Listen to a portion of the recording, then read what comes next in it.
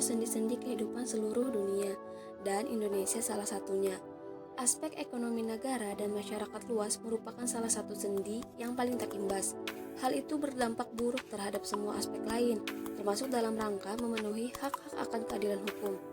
Sebab ada kalanya tanpa ketersediaan biaya, hak hukum dapat terampas oleh orang lain atau gugur dengan sendirinya. Bila keadaan ini relevan dengan kehidupan Anda saat ini, Anda tidak perlu resah lagi, sebab negara melalui SEMA nomor 10 tahun 2010 tentang bantuan hukum telah lama membenarkan sebuah proses pengadilan tanpa biaya atau secara cuma-cuma. Langkah ini dibuat untuk mengakomodir warga negara yang memerlukan penanganan pengadilan umum namun terbatas dari aspek pembiayaan perkara. Ini menunjukkan bahwa hak setiap warga negara tidak boleh ditunda oleh apapun termasuk oleh halangan biaya untuk mencari keadilan. Pembiayaan itu diambil alih oleh negara melalui daftar isian pelaksanaan anggaran DIPA pengadilan. Untuk menggunakan fasilitas ini ditentukan beberapa syarat yang harus dipenuhi. Yang pertama, mengajukan permohonan secara tertulis, minimal berisi identitas dan uraian singkat mengenai pokok permasalahan yang dimohonkan bantuan hukum. Dan yang kedua, menyerahkan dokumen yang berkenaan dengan perkara. Dan yang terakhir, melampirkan surat keterangan miskin atau pengganti surat keterangan miskin. Perlu diketahui bahwa pengajuan perkara gugatan atau permohonan tanpa biaya hanya berlaku untuk satu tingkat pengadilan, misalnya tahap di pengadilan negeri. Tetapi bila proses berlanjut ke tingkat banding dan kasasi, permohonan baru dapat diajukan kembali.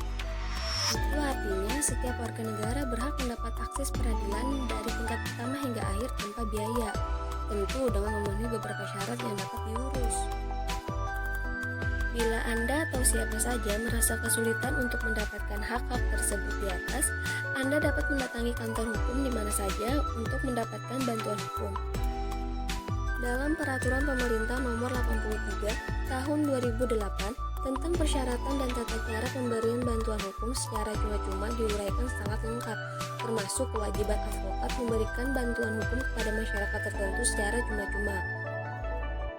Peraturan Pemerintah Nomor 83 Tahun 2008 ini merupakan pelaksanaan ketentuan dari Pasal 22 Undang-Undang Nomor 18 Tahun 2003 tentang advokat, yang mana disebutkan dalam Undang-Undang Advokat pada Pasal 1 Ayat 3 yang berbunyi, bantuan hukum secara cuma-cuma adalah jasa hukum yang diberikan advokat tanpa menerima pembayaran honorarium, meliputi pemberian konsultasi hukum, menjalankan kuasa, mewakili, mendampingi, membela, dan melakukan tindakan hukum lain untuk kepentingan pencari keadilan yang tidak mampu.